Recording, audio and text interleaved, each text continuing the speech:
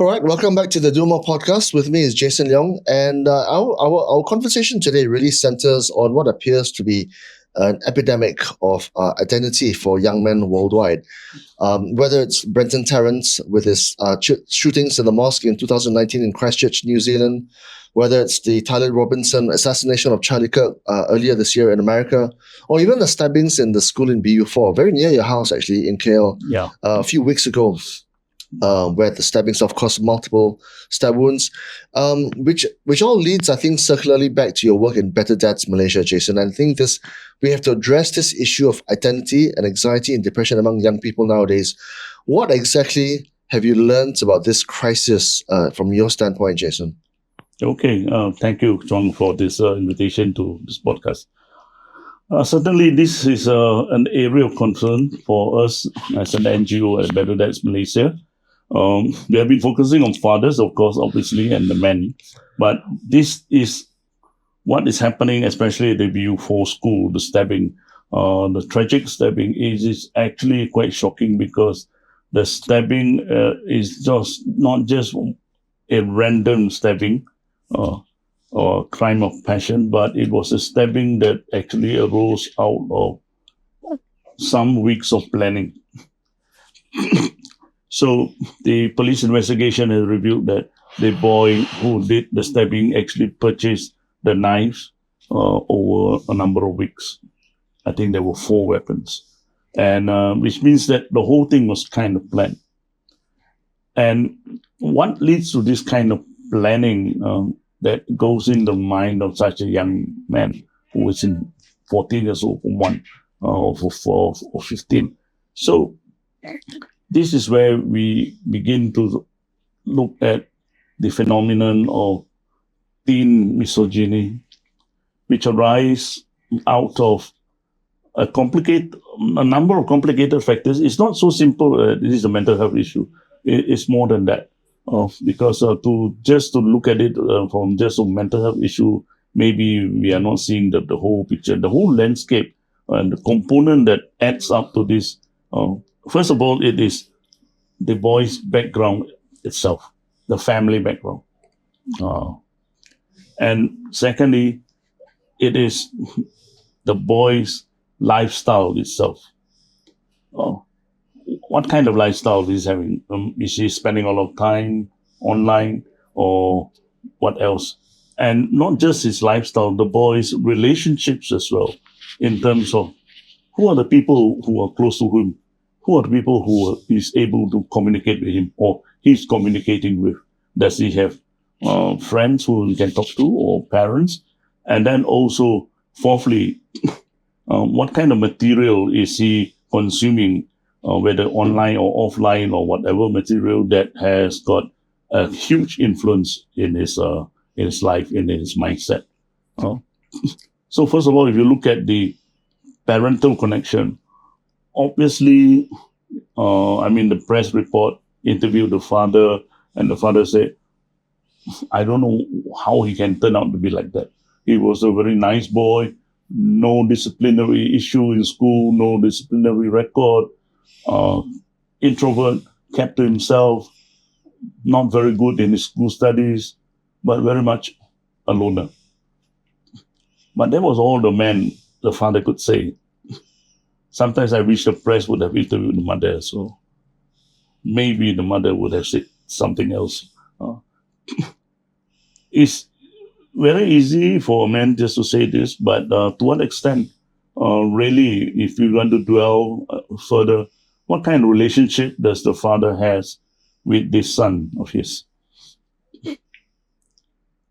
The influence of a man or a father over his children, especially a boy, his son, is actually very huge. Many people sometimes think that, a boy can just be brought up by the mom, parenting is, mothers can handle it. But obviously parenting, the mothering skill set and the fathering skill set are very different. Yeah, some years ago, Jason, when my son was, I think, maybe 8 or 9 years old, I was brought. My wife brought me attention to a camp called the Father Son Camp. Yeah. Mostly it's run by a Christian group, but that particular father-son camp was for everybody, right? Not just Christians. And I remember the first day at the briefing just before the camp, and actually in Tanjung Malim, near Cameron Highlands, in the morning, 9:30 in the morning, the briefing by the founder. He said he pointed out some slides to us, and it was very, very revealing. He showed that basically the years that are most formative from a child's psychological makeup, literally between the age of 7 to 11 years old, are the most Yes. absorptive and most receptive to input. And it is coincidentally at that age when the parents, and specifically the father, is most busy, whether he's building a business or he's climbing the corporate ladder. Yeah. So right about that age where the child needs you the most, the parents are not around, let alone the father. Yes. And hence that has led to a lot of family stress and breakups and tension. So children go awry, they go on drugs, they go and do all kinds of silly things, specifically and directly linked to the fact that the parents are not around at that formative age. And I think that has brought us to this whole situation today, when it's not just a Malaysian issue, it's a global issue, right? Yes. And so I want to ask you about the role of just the role that men play, because kids that go awry, they become adults at some stage, right? And then kids that are awry, what kind of adults do they become? Do you know what I mean? So it's circular, right? Weak men breed weak children. It's a weak vicious children, cycle. correct. And strong men, and different. So it's all about circumstances and situations, right? So I want to ask you about the role of men in society today. How should young boys think about what manhood means, about what it means to be a man? Exactly, it's very important, because when society first started, men and fathers were working basically off the ground, and they were working very close to home. Some of them probably accompanied by their own children and son working in the fields. But with the Industrial Revolution and the invention of the steam engine, it has taken the men further and further away from home. So much so that now men, in a sense, there is a sense of fatherlessness, father absence in the home due to long hours of work, whether it's corporate ladder or otherwise. And by the time the man comes back home, he's virtually exhausted. So there's very little time for him to even to communicate with the kids or with the wife. So father absence, physical absence is one.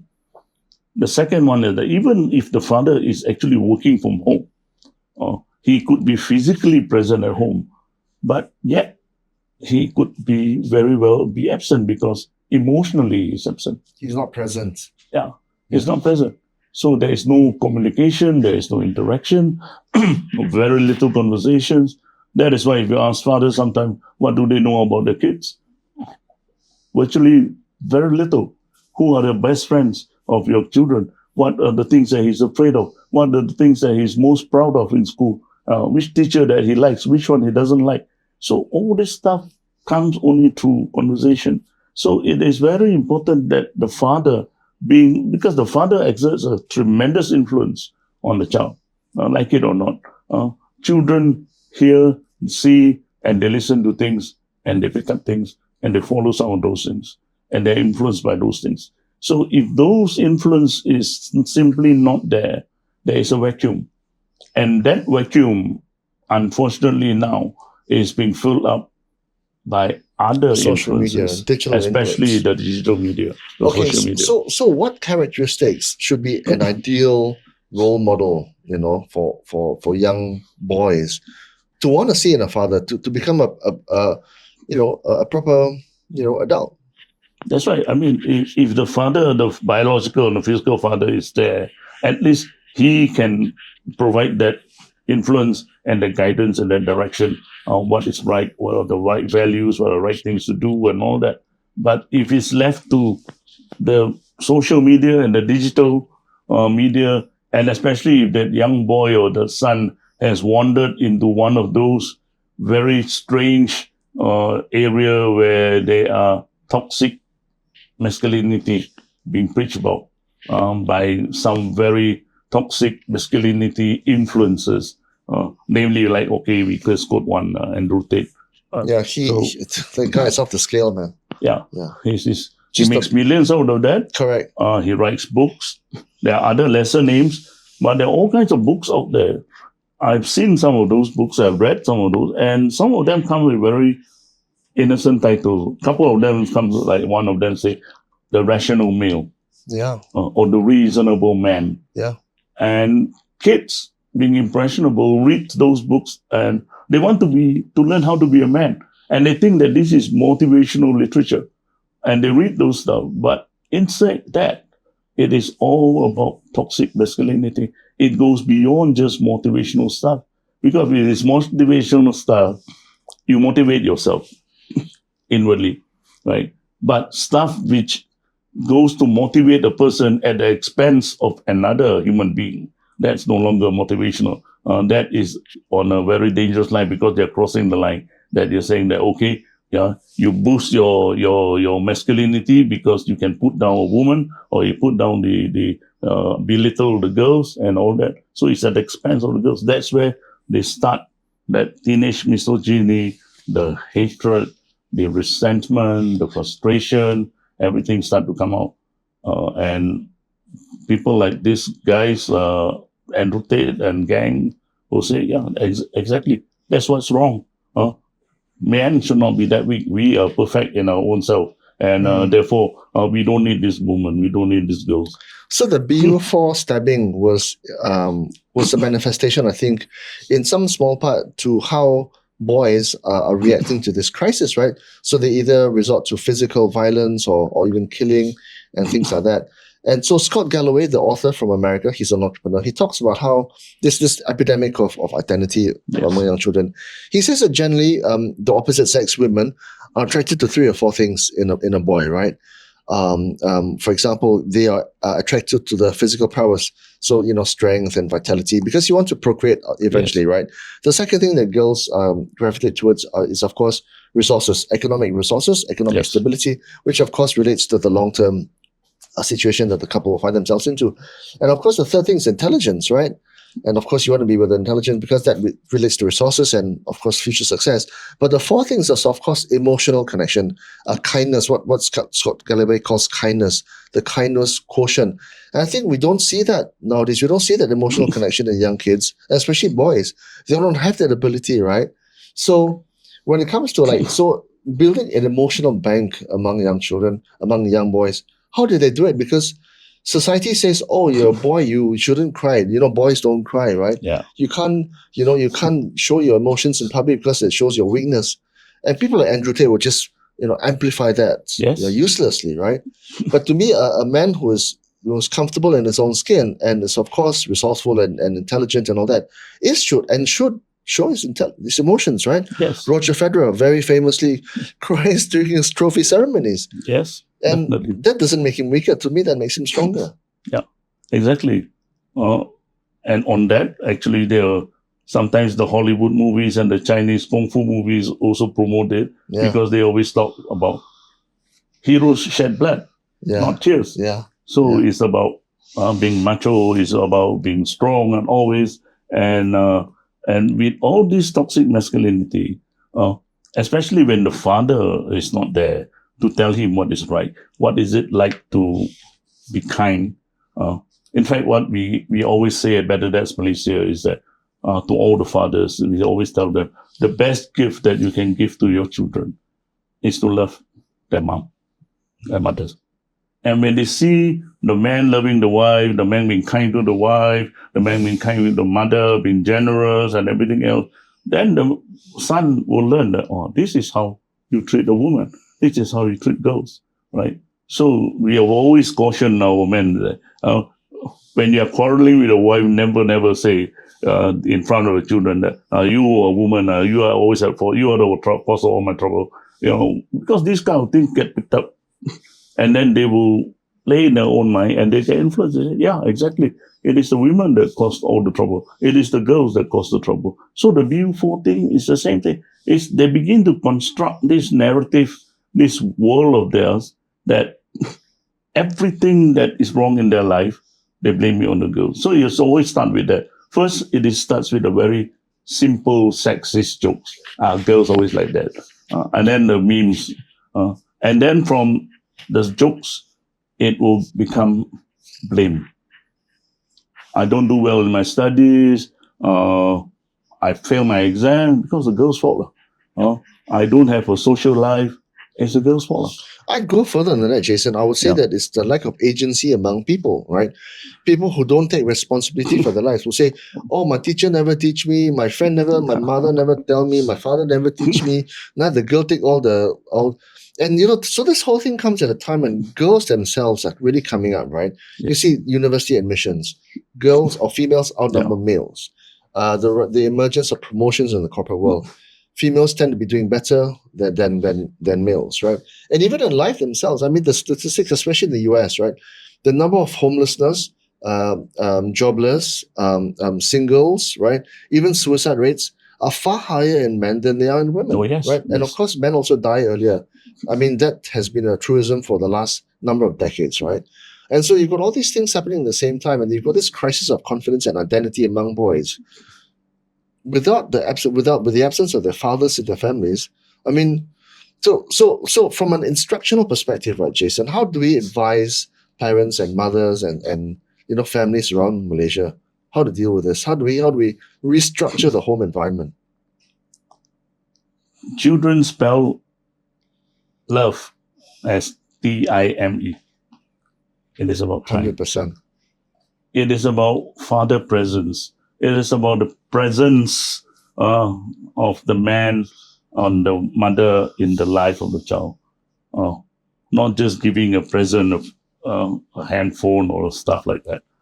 It is always about being there and always talking and having conversations with the child. Conversations that should be had at the dining table instead of everybody looking at the handphone. Conversations that should take place on perhaps journeys or long drives to go to school or universities or wherever. And they need that kind of time out because essentially you see, everything boils down to communication, and communication needs time.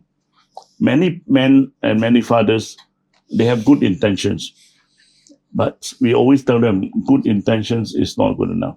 That is why our fathering workshops, we always say that, yes, you have good intention, you all sign up for a fathering workshop, you want to be a better dad. Yeah. But we are telling you that throughout this whole one-day workshop, we're going to give you some very concrete principles and ask you to write out basically your own personal action plan of how to be a better dad. There's always a chasm between what is reality and what is actually practice, right? I mean, when I left my last full-time job in 2008 with Reuters House in London, I quit, I came back, and I wanted to start a business, but I intentionally started a business which gave me time to spend with my babies at the time. Yeah. Because I knew that I wanted to do that as a proper father, right? Yeah. But that is a luxury that many, many men don't have because right about the time I was about 36 years old at the time, you're essentially in the corporate world going from middle management to senior management, right?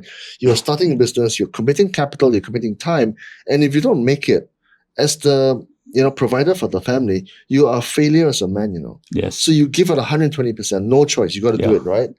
But then at the same time, it's opportunity cost, right? The time that goes into your business or your job comes at the sacrifice of your family time.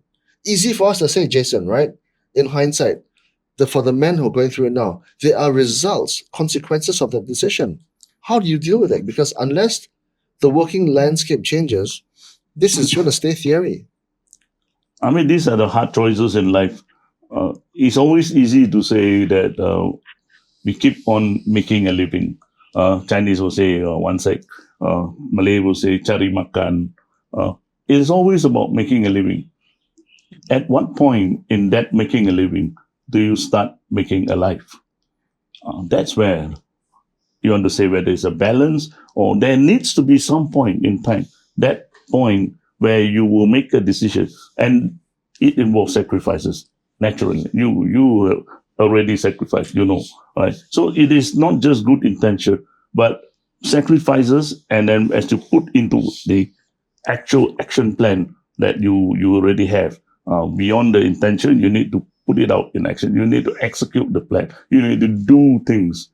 You need to have that conversation. You need to really get the time out from somewhere so that you can spend it together with your child, with your children. So that is a very important principle. No matter what, whether it's the T20 father or T10, whether it's the M40 or the B40 fathers, we have got all kinds of men who attend our workshop.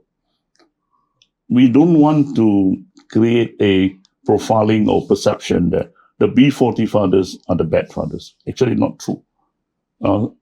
Some of the T20 fathers are actually the worst fathers. I'd say they're the ones who are most to blame because they are the ones who are hard charging, hard achieving. Yeah. And that basically takes all the time away from their wife and the kids. Exactly. So they're always out there in the corporate world. Correct. Achieving, right? And they try to compensate that and comfort themselves. A little bit self-delusional because every time they come back, they will buy a big present. And they say, and that present is supposed to represent them. Now, for those lost time that they're unable to spend with the kid. That's compensation. Compensation for themselves, actually, so they don't feel so guilty. But at the end of the day, that toy is just like a happy McDonald's happy toy, After 24 hours, the son doesn't want it anymore. It's something else. So strange as this may sound, Jason, there's a linkage between financial literacy and society's expectations. What I mean by that is when I left my job in 2008, right, and I knew because my wife wasn't working already by then, we were a single income household. I said to her, look, if I do this and I start this business in this manner and form, this will mean I've got much more time with the family, but this also means that we have a limited income. And that's the reality of the situation. But because my wife and I are quite simple people, we don't need to have the fancy house or the fancy car. We don't need to have the fancy restaurants and the fancy hotels or holidays, right? We backpack everywhere. Yes. So it was okay because she and I were on the same page. Yes. But for a lot of people who live in the city, who come to the city to try and get rich and make a name for themselves, they aim for the bungalow, they aim for the semi-D, they aim for the BMW, they aim for the Montcara and all these kind of things, right? And in so doing, they fall into the trap of, the whole rat race, which then comes to the expense of the children who then need you the most. As you say, love is spelled in child language as T-I-M-E. Time, yeah. So this means that men and families need to rewire what it means to be successful, because successful doesn't always mean wallet dollars, right? It doesn't mean cash. Yeah. It means healthy relationships, healthy time with their children. Yeah. True. And this is difficult for men to understand because they think that success means money. Not always. To me, not always. Yeah, because the definition of success has been corrupted. That has been used to say that it is only material success. That's a sad part of it. Because men, being men, will always try to put this as a symbols.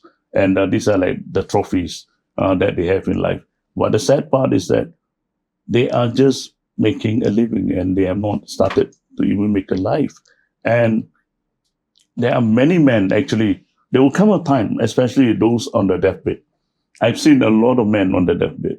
No man on the deathbed in his dying moments is going to ask for his secretary and show me the diary for my schedule. 100%.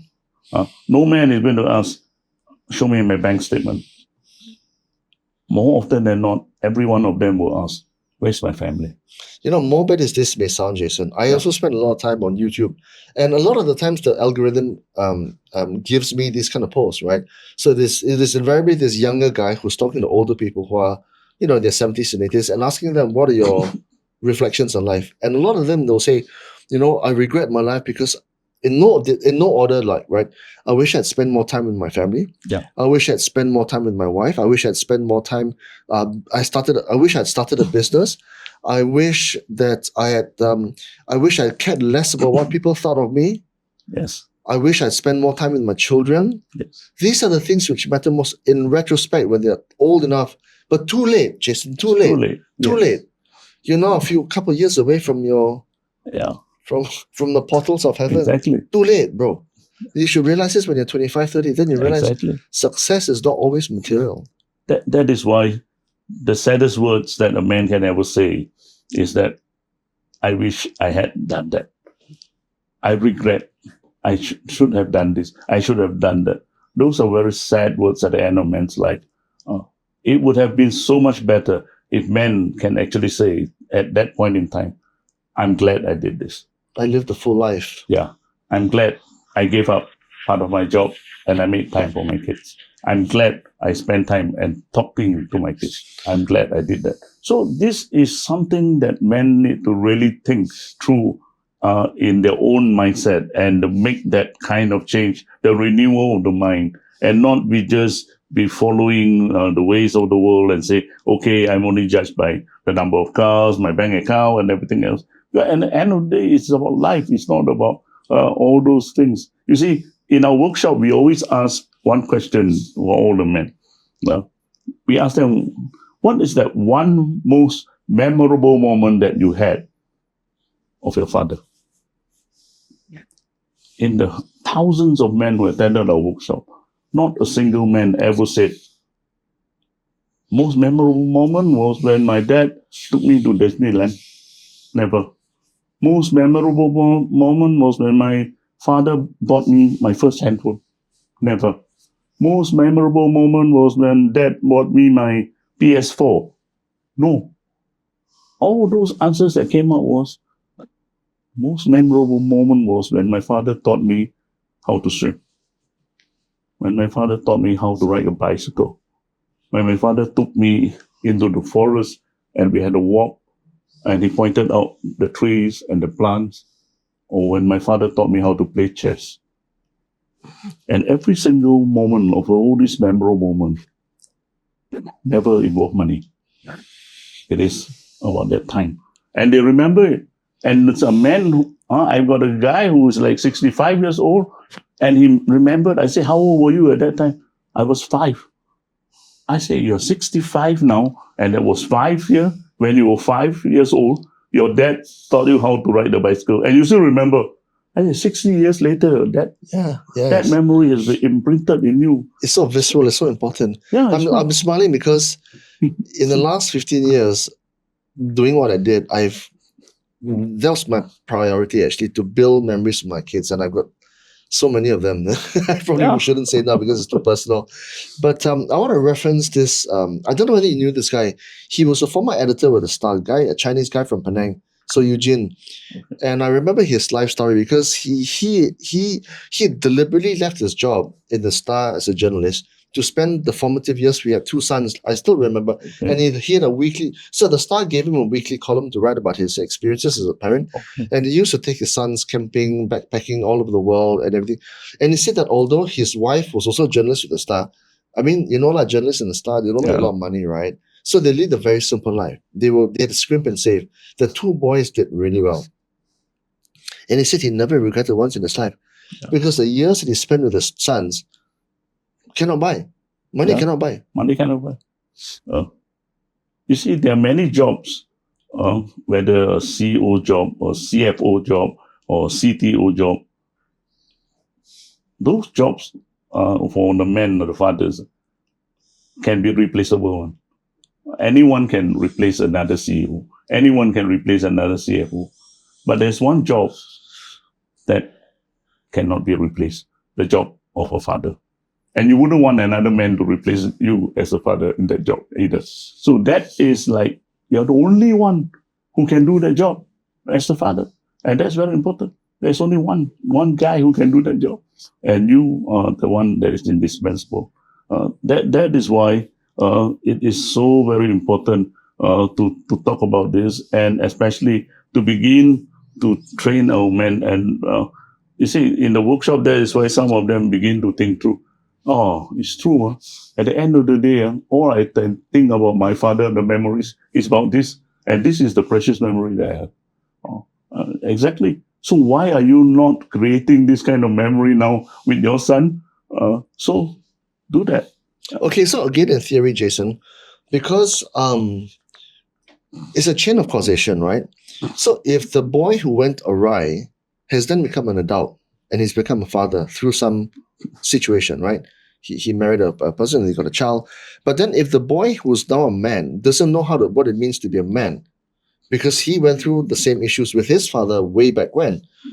So then he's now being told by people like yourselves to do the right thing by the child and to spend time with them. But if you have time with the child, what if he doesn't know what to do?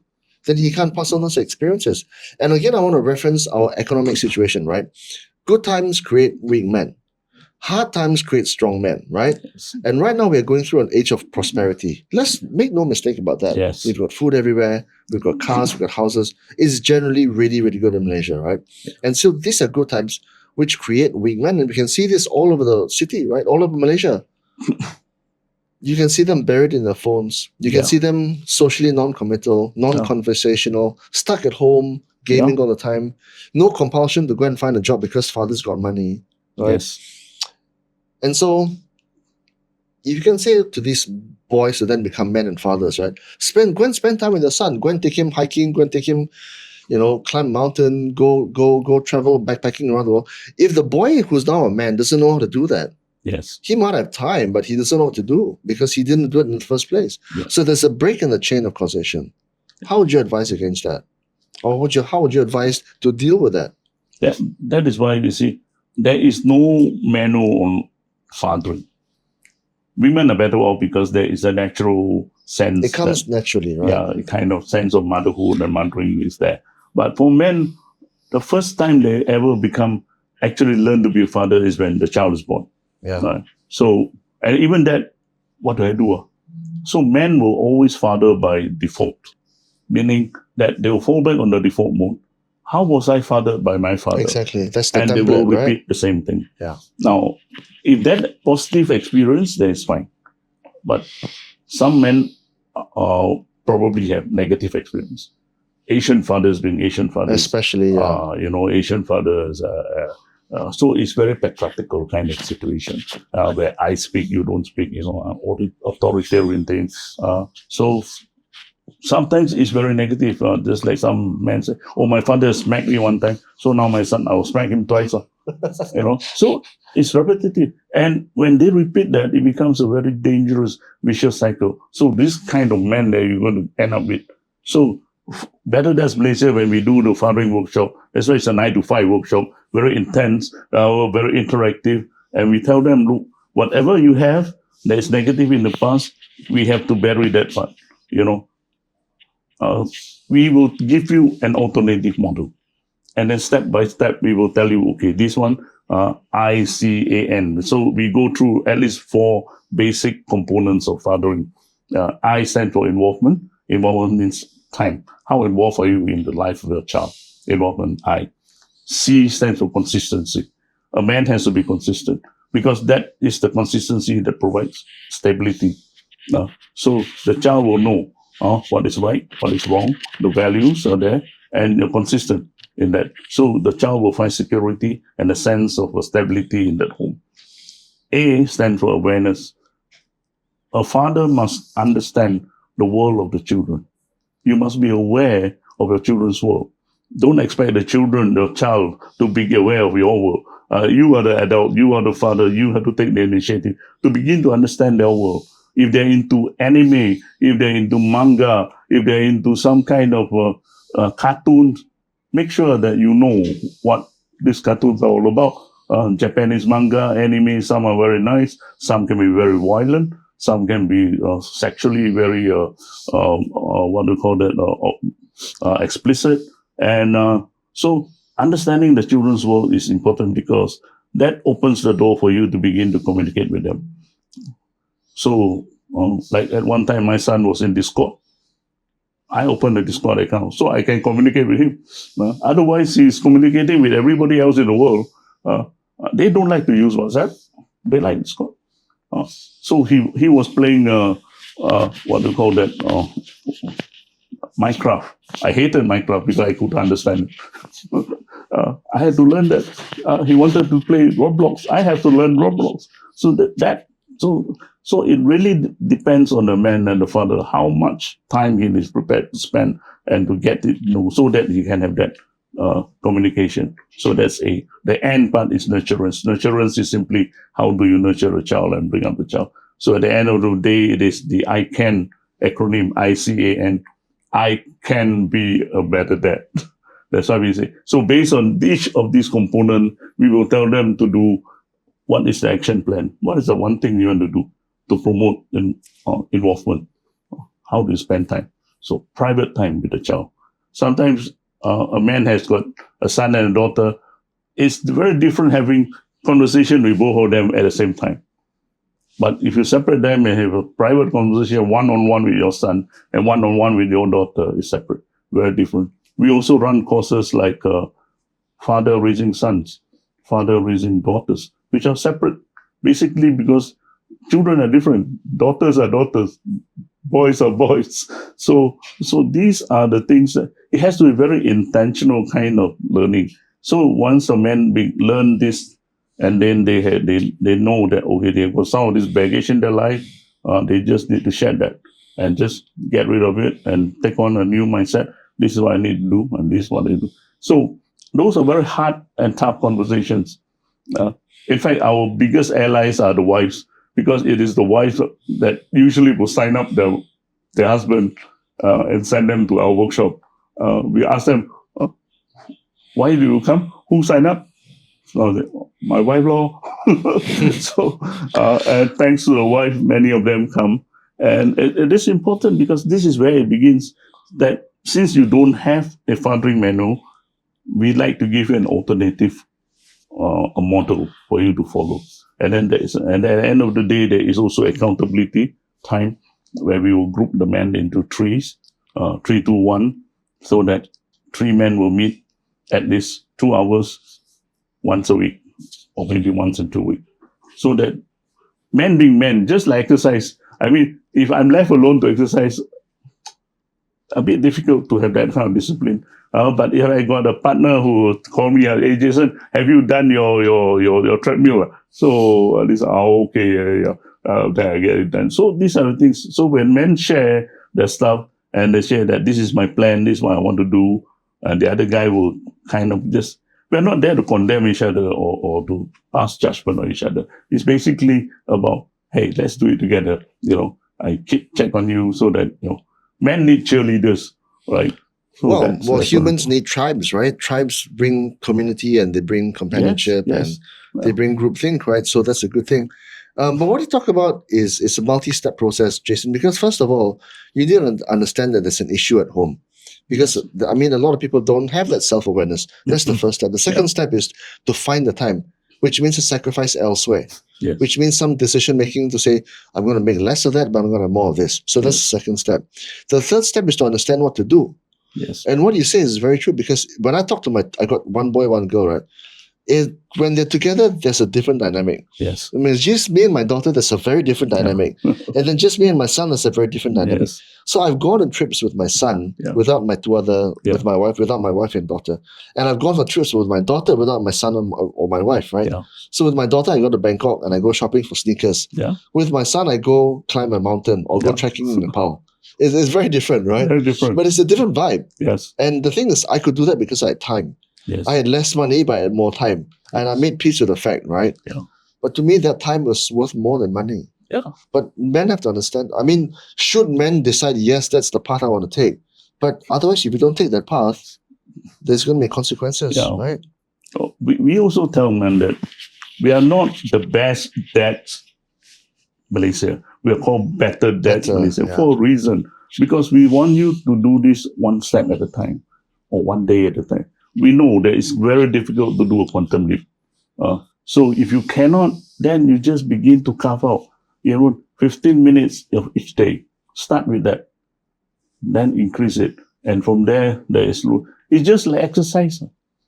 You can exercise for 3 hours in the gym for one day, and then you look at the mirror. You're not going to see a difference, right? But if you exercise for just 20 minutes a day for the next 3 months, and then you look at the mirror, you see the difference. So that is where the incremental thing is very important. But it is the discipline and the keeping the single-mindedness of mind to keep on track, that I need to do this every day, one day at a time, and I'll get there. You will be a better father today than yesterday. You will be a better dad tomorrow, better than today. Well, small changes make incremental changes give a compounding effect over time, right? I think that is within a lot of men they can do. I'm sure you can spend 10 minutes, 5 minutes, 15 minutes out of that whole time, So it really depends on how much sacrifice you're going to make. Surely you can sacrifice 15 minutes. Take time, that 15 minutes off your handphone and TikTok. Stop that doom scrolling. I'm sure it can be done. So this is where it has to be very, very clear that they need to make that decision. What worked for me, or what I went through as a father, as myself, I had to basically experiment with everything with my children. I let them try basically everything. Then with my son, he likes these two or three things. With my daughter, I know she likes two or three things, Yeah. right? But we had to go through the whole litany of experiences Yeah. to come to those conclusions. Yeah. But it took a lot of time. Yes. But to me, it was fun because I like to do these things anyway, right? But to a lot of men who may not have that luxury again, so ultimately, I think the message here is this: you've got to sacrifice, lah. You have to. Cannot run one, right? You cannot run. And that's the discovery, the joy of that discovery, you see, in your life, in the whole It was a shit ton of spectrum. fun, yeah. Then you realize that, oh, I discovered this about him. You know, the father and son camp, we have been conducting heard of that it? as well. Yeah. There was one camp which actually was quite eye-opening and quite sad too, because we blindfold the children. And then we put the father about 50 yards away. And we asked the father, just call the name of your son. See whether he will come to you or not. So everyone was calling lah. And the son all blindfolded and he was just walking, hearing which voice. Couldn't And recognize the father's voice. And there was one boy who went to another man. Aiyo. And the father was looking. And I was looking at the guy, he was literally in tears. Then he said, why did he go there? And then after that, when we removed my phone, the boy was hugging someone else. Oh, it's not my dad. He went to someone else. And then, Yeah, then that is you so say, bad. You don't even know the voice, your own father's this voice. This father was really, really heartbroken. How come you cannot recognize my voice? I mean, the question was, Because you don't spend time with him. yeah, exactly. He can't even recognize something. He cannot even recognize my voice. So this is the sad part. So we hope that through that camp, that father come to that realization.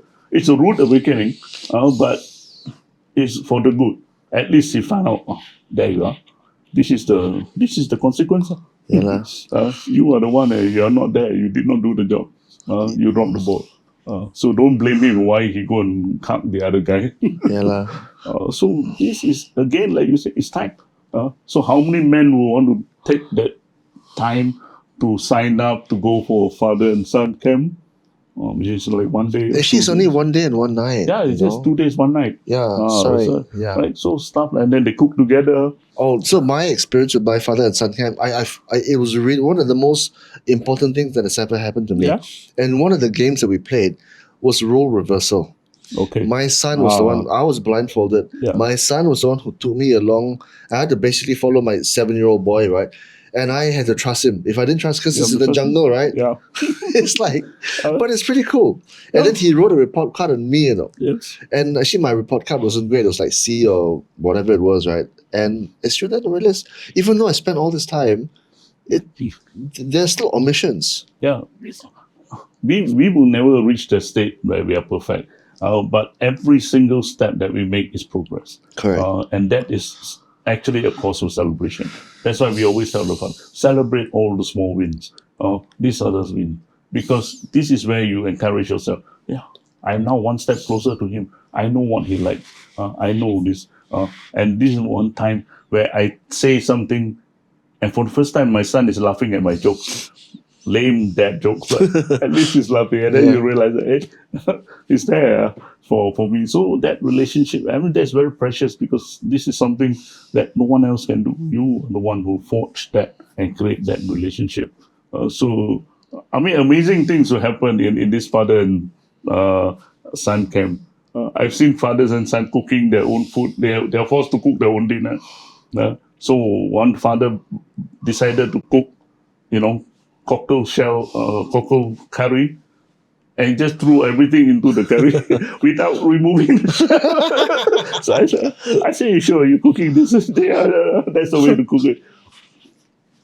Well, they had an experience that they found out that the whole dinner cannot be eaten. They have to throw it away and they go hungry for the rest of the night. But that's the experience that these are the memorable moments. Sometimes when they look back in their lives. So this is very important because it changes because when does a boy become a man? Like what you mentioned earlier, a boy becomes a man when he begins to accept responsibility, and take responsibility for things that happen in his life.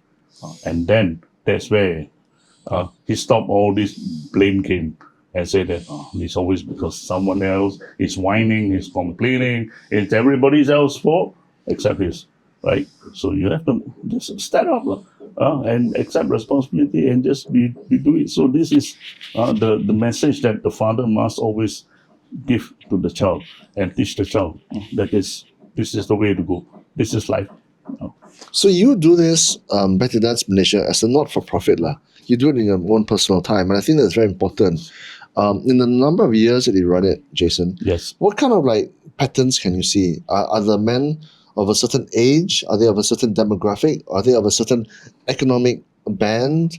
Are there any commonalities, or is it just generally like We everybody? run the workshops Have the in numbers English, gone up in recent years? English, Chinese, and Malay. But in the last recent years, we noticed that the demand was for the Malay workshop. There were more Malay men who were just coming forward and saying that we want the workshop. In fact, on our Facebook page, we find that most of our followers are actually Malay. I think the Chinese men, sad to say, maybe too much invested in trying to make money. So not so much. So we realized that there's a certain pattern I'm seeing that Chinese men tend to marry a bit late, maybe because of careers, and some are not even marrying, I think. New lifestyles, and even married, no child, double income, no kid, that kind of thing. But the Malay Muslim men are still, we can find young fathers who are coming to our workshop, because it's very hard for us to find young fathers from Chinese men coming to our workshop. We want to find someone that is in below 30, very hard to find. By the time they come, they are usually already in their 40s or in the 50s. So the son also quite big, or the children quite big. So they're realizing there's issues within the household already. Yes, some of them have issues, and then they're beginning to see that the children are not talking to them and all that. It's kind of late, but we always say there's never too late. Better late than never, and still go and get it done. And so this is but in terms of the demographic, in terms of the financial situation, we have a good mixture. So I don't think we are able to point and say, profile and say, B40 fathers, M40 fathers. No. In fact, all are the same. And it's actually very good to mix them all out, because you have the P40, M40, and the T20, because it's a group of about 30 men. And then during the workshop, we'll break them out into small groups, and they're all mixed up. And for the first time, sometimes the B40 father will actually hear a conversation and a confession from a T20 father who's saying something about my son. And then he gets, this guy is a multi-millionaire, but he's facing the same problems as I am. Yeah. Right? We are no different. Right? Only difference is that economically he's much better off. But in terms of fathering, he's probably as bad as I am. So there is a sense of that we're together in this. So it's not about the money, it's about we're all fathers, and we're all trying to get the collective wisdom of men all together and sharing our viewpoints, our experiences. Of course, whatever is shared in the workshop remains in the workshop. So there's a confidentiality thing there.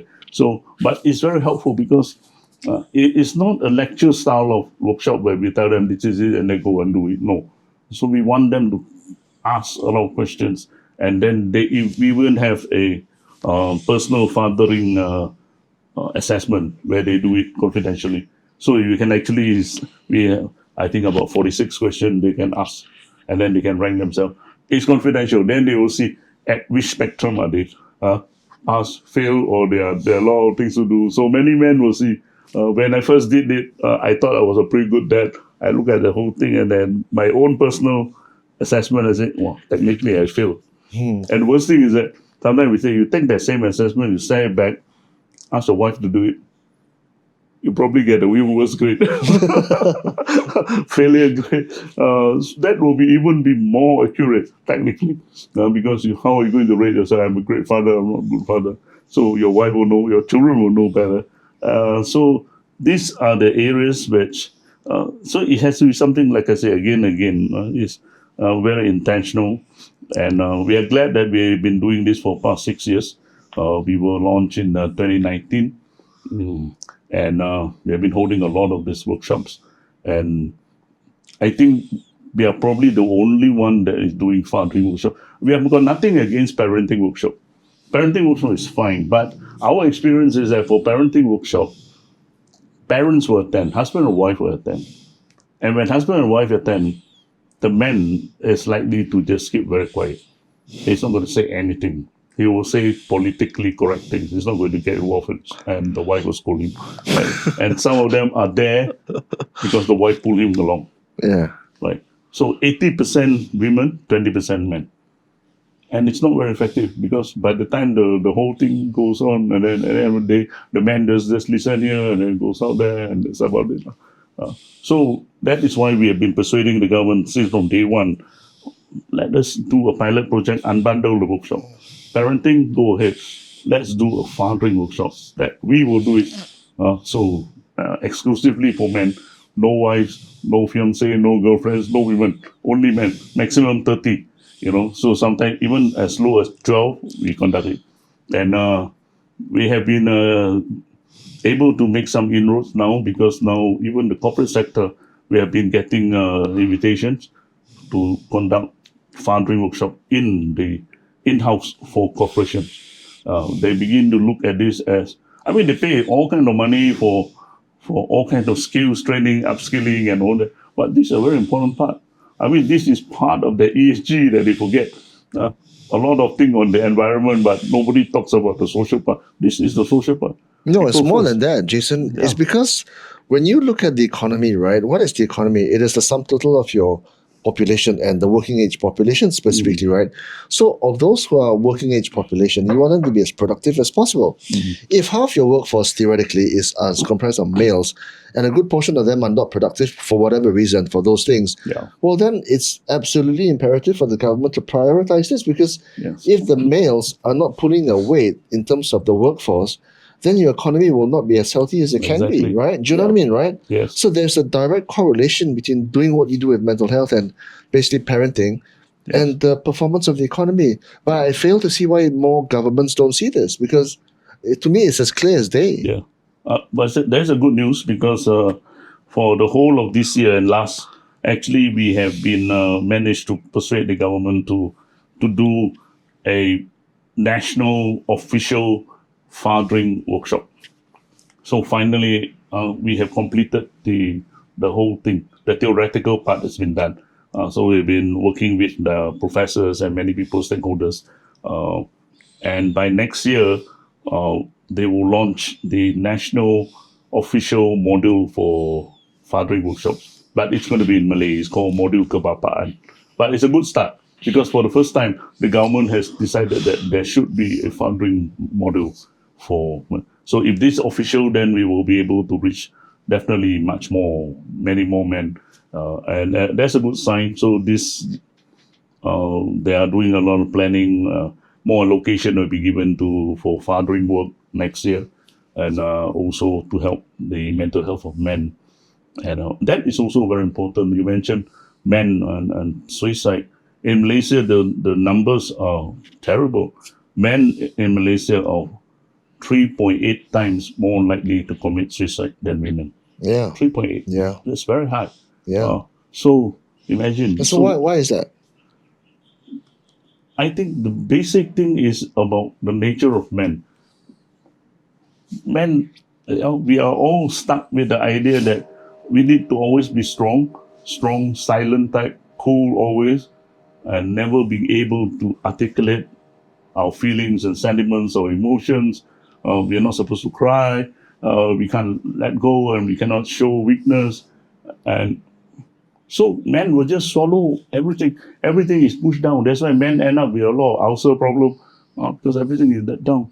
And then from ulcer to cancer and everything else, And when it cannot take it anymore, they just jump.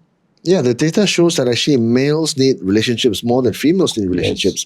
When men become widowers, they tend to fall into depression and anxiety and even suicide more often than and actually they found that the widows who actually lost their partners actually become happier because they are more emancipated as a result for whatever reason. That's a different discussion, right? Right. And so men need women much more than in some sense women need men. Yeah, exactly. So I mean, when men get together, usually, what do they talk about? Football, cars, politics, other women. Correct. Exactly right. Yeah. When women get together, they actually talk about the problems in the family, and they complain about the husband, they complain about the children. And there's this, I think it's a natural thing among women to talk about this. So it's easier for them to ventilate, and they get off some of the emotional baggage, and they deal with the stress better. That's why you see the 3.8. I mean, it's such a big gap, right? And recently, we have been given permission to conduct fathering workshops in the prison for incarcerated fathers. We also seen some statistics that 88,000 prisoners in Malaysia, 94% are men. Yeah. Only 6% of prisoners. It's the same in the US as well. So it shows what? The men are in trouble. 94% of them are in prison. So, and at the same time, society prohibits the discussion of this because of this whole, well, you might call it a woke culture or this whole emancipation of female culture and all that. And so men don't have anywhere to turn. You know, I was watching an episode of Oprah Winfrey with Scott Galloway, and there were so many men in the audience saying they've got nowhere to turn, they've got no role models, they feel that they're hemmed in, trapped. And they can't talk to anybody about this. And they can't get a girlfriend, they can't get a wife. They want to be a husband and a father, but they cannot. They they can't even they don't even have the courage to talk to girls anymore. That's right. So, and still 80% of women expect the men to make the first move, even though they're just as capable. So so the thing is now, populations are dropping all over the world. We know that to be a fact. The disparity is getting worse. The disparity is getting worse, right? So there are more women, there are more men and women now in Malaysia. More men than women? Yep. Okay. So the supply of women, technically they're saying, okay, there are less women now. So the total addressable market is actually limited. Yeah. So which makes it a problem for men. More want problem, to be a father bigger and a husband. Yeah. But so all around the world, populations are dropping, right? Birth rates are dropping. Refresh rates in Europe are below 1 by far. It's quite bad in Thailand. It's quite bad in Malaysia, right? Of course, different between certain demographics. In America, population is dropping, and Elon Musk has talked about this. It's a big global problem, right? China has its own problem. Yeah, we've talked about this as well. Especially with the one-child policy for the past 30 years, where it is always the male child that is a preference, and they do away with the female child. And now that disparity is huge, because now there are so many men, so not enough women in China. So what are these men going to do? So that creates another problem. So huge problem this side. So the things we've talked about are very complex, right? And it's very, very nuanced. But if we were to try and break it down to maybe 2 or 3 kind of actionable steps, so that it starts within the home and it starts within our own cluster, what would you recommend? The first thing is that men have to come to that realization. They need to do something about it. So if they need to change, okay, good intention. All of them, the men, they want to be good fathers. So if you want to be a good father, then you take the first step. Take the initiative, sign up, come to our workshop. That's what we say. That's where you can begin to do something and then to learn. And don't blame the whole world. I don't know this. Nobody told me about this. Nobody told me. You have to learn it yourself. And then you consciously do it. And that will start that journey. It's going to take a lot of sacrifice and a lot of time, but eventually it is still very worth it. Right? So, this is what we are encouraging. 6 years we have spread the message quite a bit, but still not enough. So we need all kind of publicity, and the call is. That's why we don't see ourselves as an NGO that collect members. We don't have membership in Better Dads Malaysia. We see ourselves as a movement. So the movement is about awareness, talking to all the men in Malaysia, rise up, and become better men, become better fathers. What kind of resources do you need beyond the financial? Volunteers.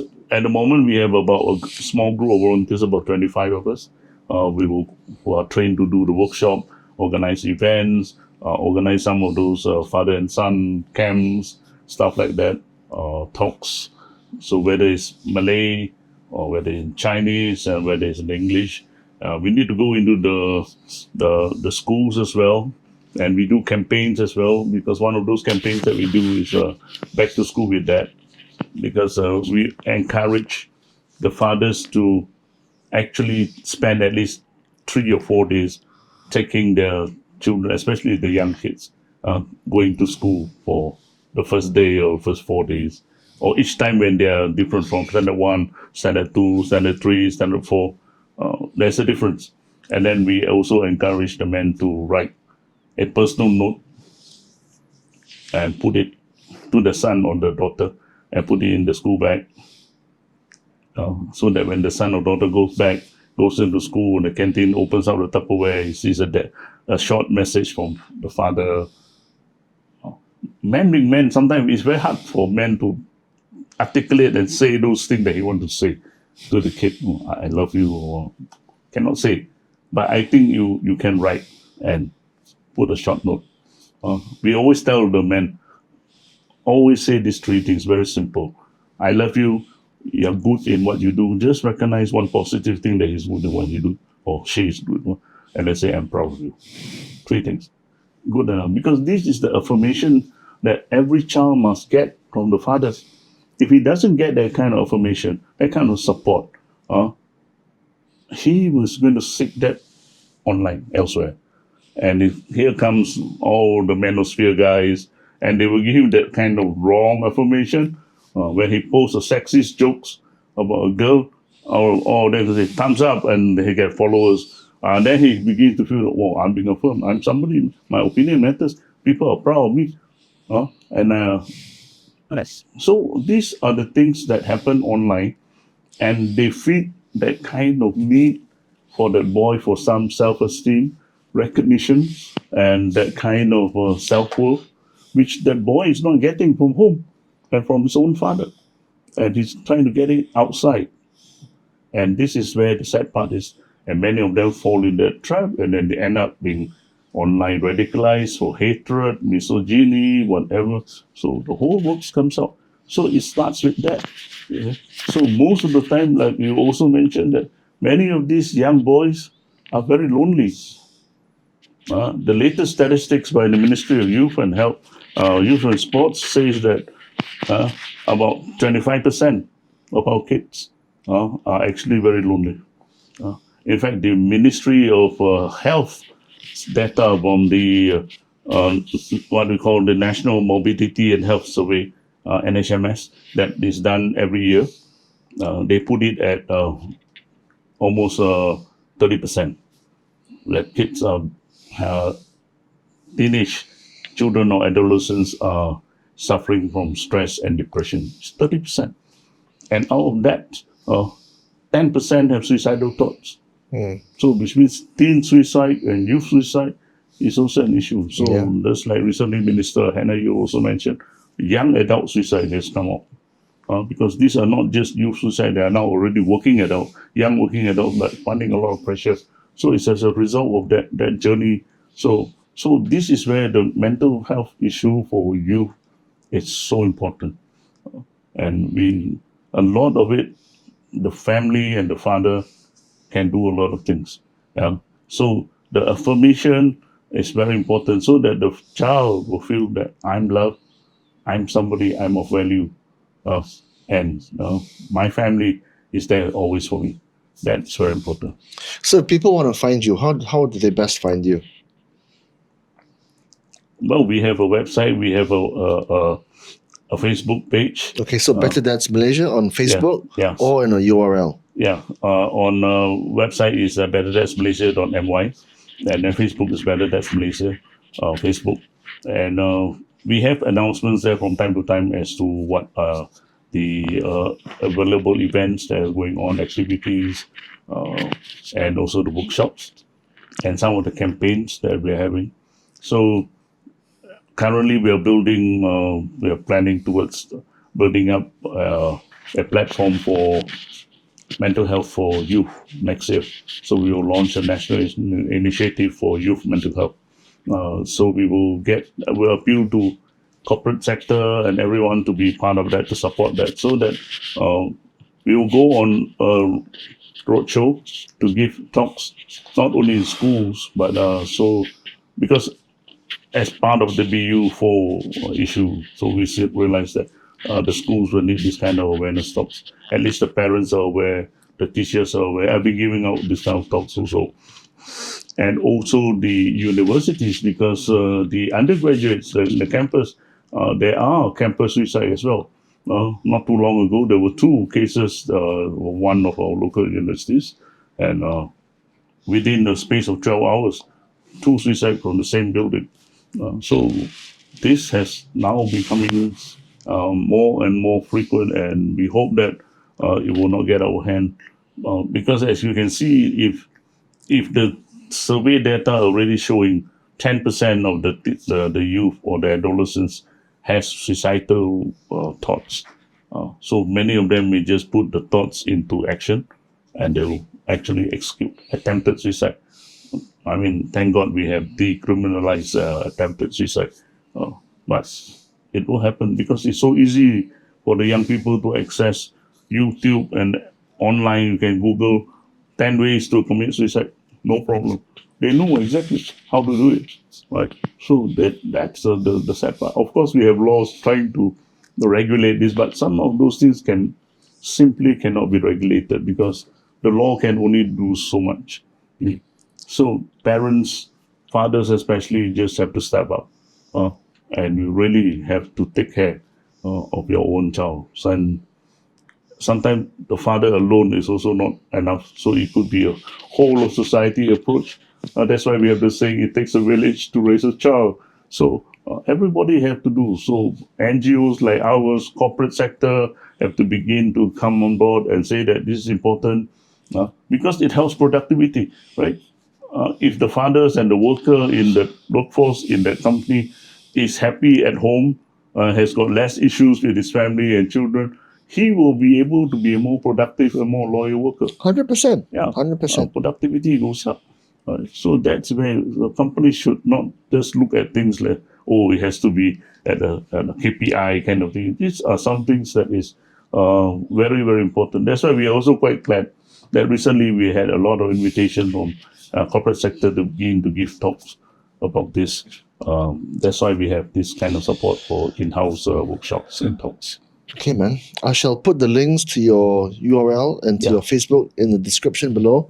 If anybody wants to get in touch, do it those ways, and you can either participate as a participant, of course, to sign up, volunteer, or even as a volunteer. We will provide you the training. Okay. And then help us spread the message. And if you've done a good job as a father, pay it forward, right? Because society needs a rising tide lifts all boats, right? Yeah, that's so right. Yeah, if you can participate. Okay, Jason, thank you so much for your time. Thank you. All right. Take care, man. All right, thanks.